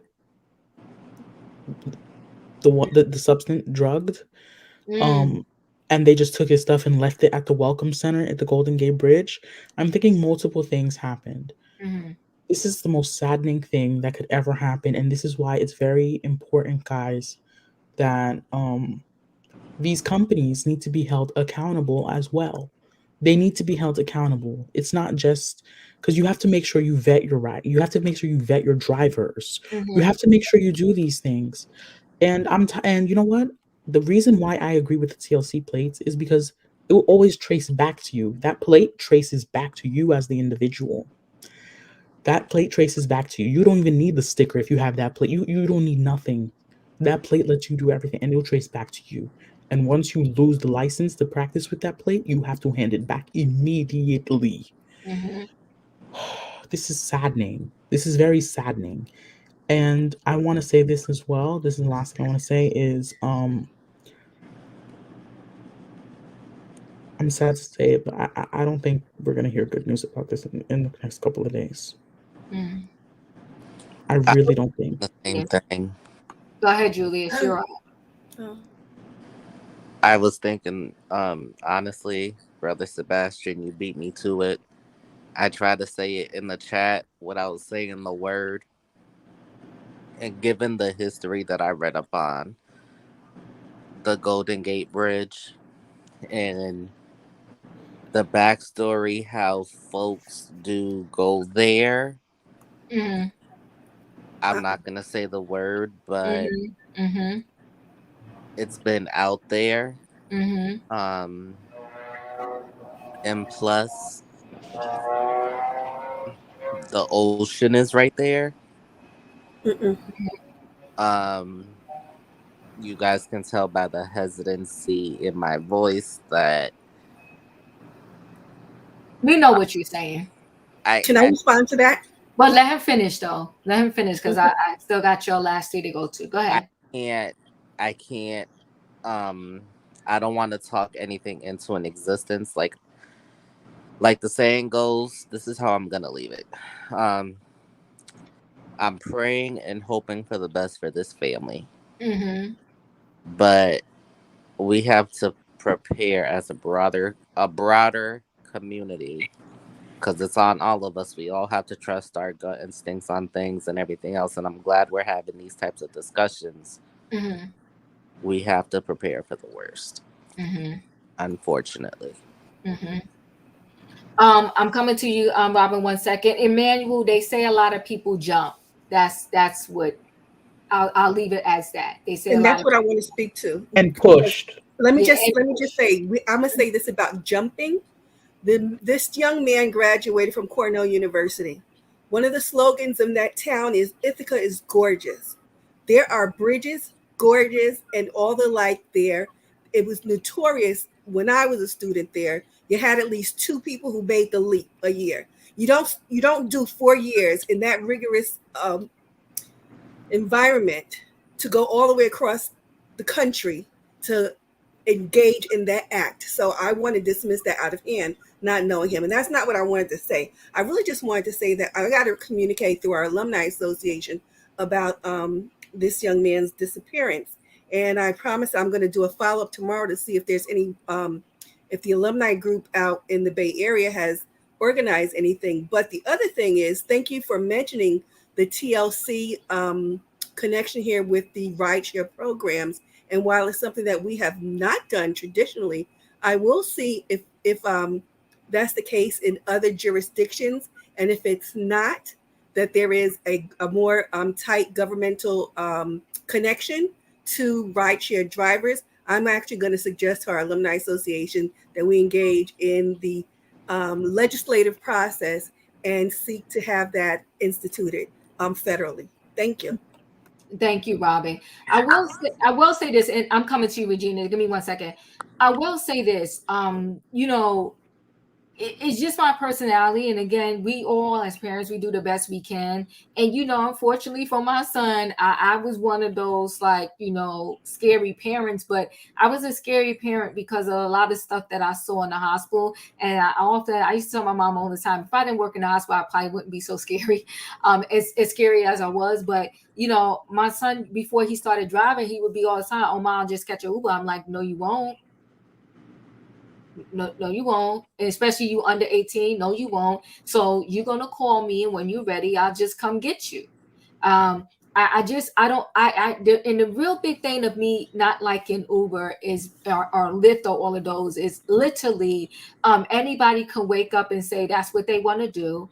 And initially, and Uber only started giving people those stickers, and Lyft gives like lighted ones that you got to put in your car. And legally now in Jersey, if you are one of those, you have to have it in your car. If you get caught doing without it, you do get some type of fine. Is because and then they started, giving you a picture of the driver, the license, and all of that. Because initially when it started, so many bad things were happening, and I'll keep it light. So many bad things were happening. People were being unalive. People were being armed. It was a mess. It was a mess. Regina, your thoughts? I guess I want to say, like, I'm gonna give the perspective from like competing in a job. Like I told y'all, I work in hospitality. And I recently got my GED, so now I'm able to like go for this store manager position.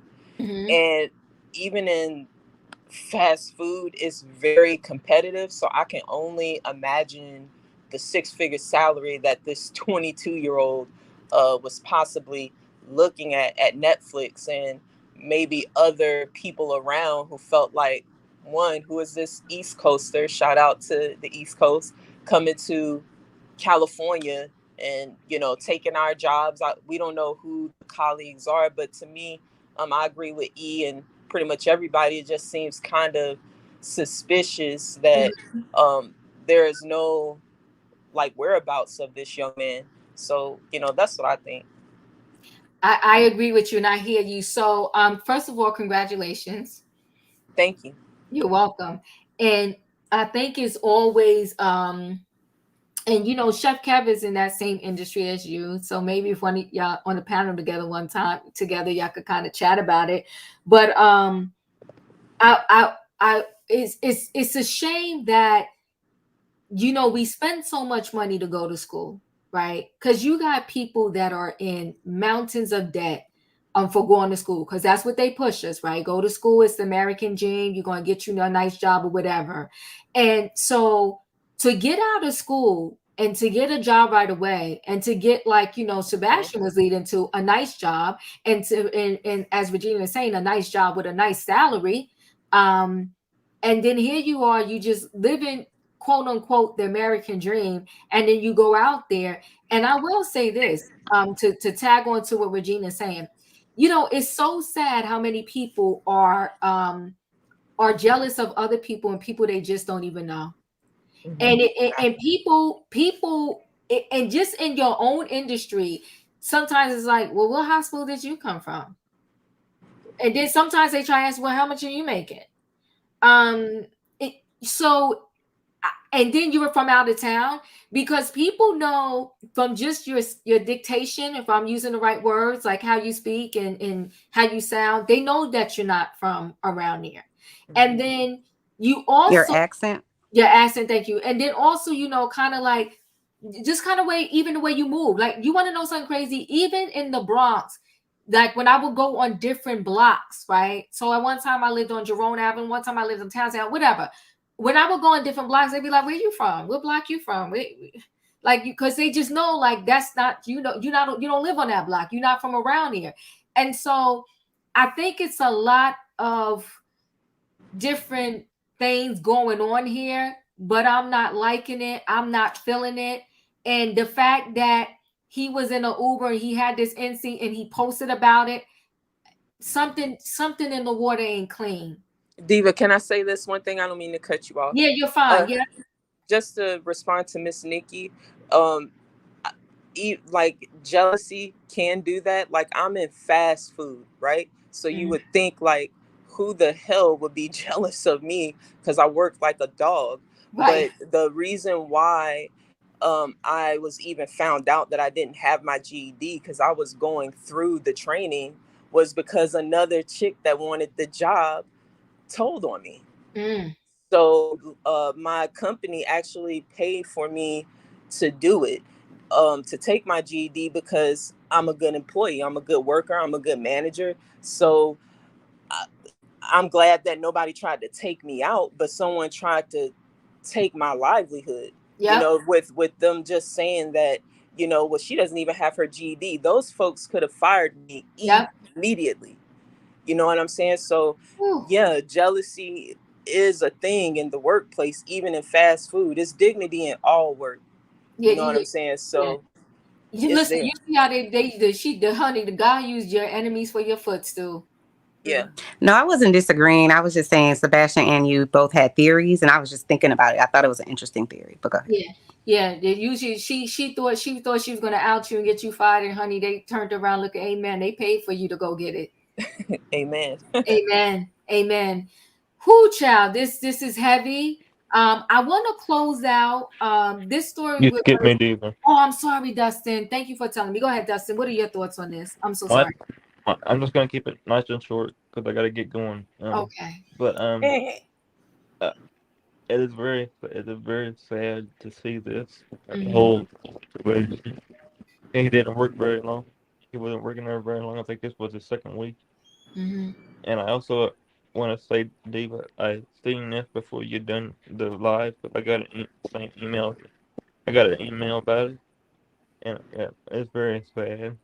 I hope that the family gets justice, and I hope that he's still alive. Yeah, I'm praying that too. I really am. I'm keeping hope alive because this is just so sad, and my heart breaks for the family. My heart breaks for the family. You thinking you're doing everything right, like you send your kid, you raise your kids up, you send them to school, you happy you got a job, and any parent, I'm sure, of course, you want your kids to live their life, but when you hear like, oh my God, the job is out of state, your heart drops, right? But you gotta let them go. You gotta let them live their life. And now, like you let your son go, and 2 weeks later, he's just missing and gone. So sad. I want to close out with this video. We're just going to watch it. We're not going to comment on it because we're running close to time. But I just want us all to be mindful of how social media impacts all of our lives. And anytime you have the chance to interact in person with your family, your friends, having lunch, having dinner, watching a movie with your family or friends, do as much interaction in person that is allowed within your time frame. Hug people, tell them you love them, stay connected, and stay close. After a while, stop texting the person, call them. Sometimes, every now and then, even if it's once a year, do some handwritten notes and letters and thank you cards. I think social media is good is for what it's for, but I think it disconnects us a lot, and it leads to a lot of people being depressed and so forth and so on, right?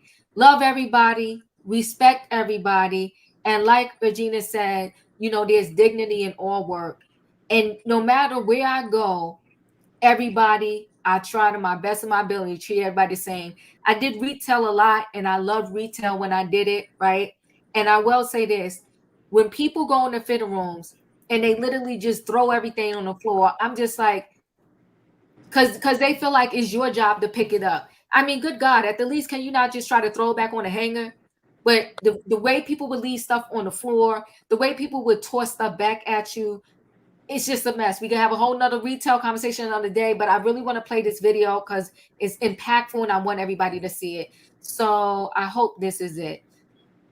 Yeah, it is. So hold on one second, guys. I'm going to play this for everybody. We're going to end with this. My name is Janaya Walker. I am going to the 10th grade. My name is Jeremy Hall. I'm a rising 10th grader. I'm Kamara Jenkins, going to the 10th grade of Columbia High School. Why is the discussion about social media important to you?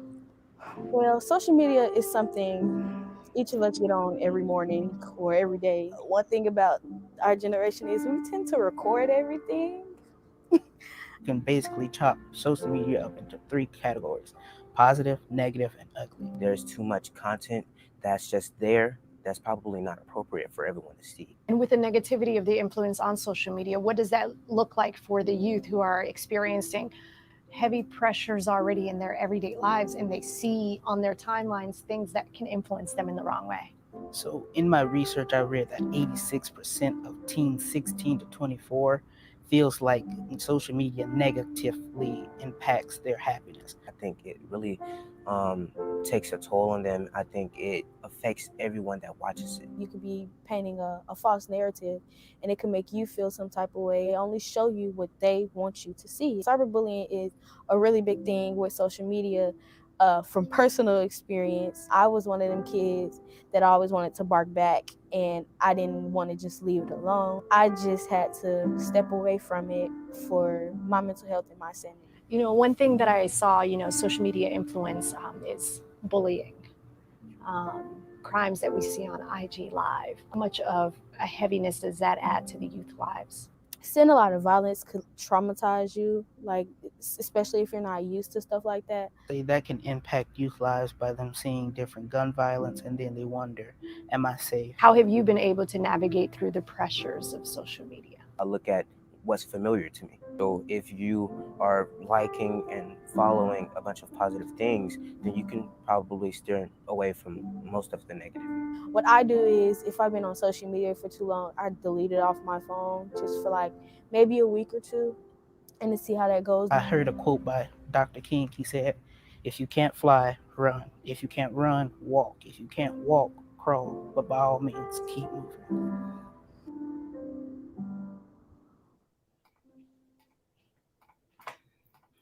So I am with this. By all means, everybody, keep moving. I love y'all. Prayers out to the family of the young man from Netflix that is currently missing. Thank y'all again for being here. Happy Thursday. Hit the like button. I'll see you on the next video. Bye, everybody. See you tomorrow, D. Bye-bye. Thanks.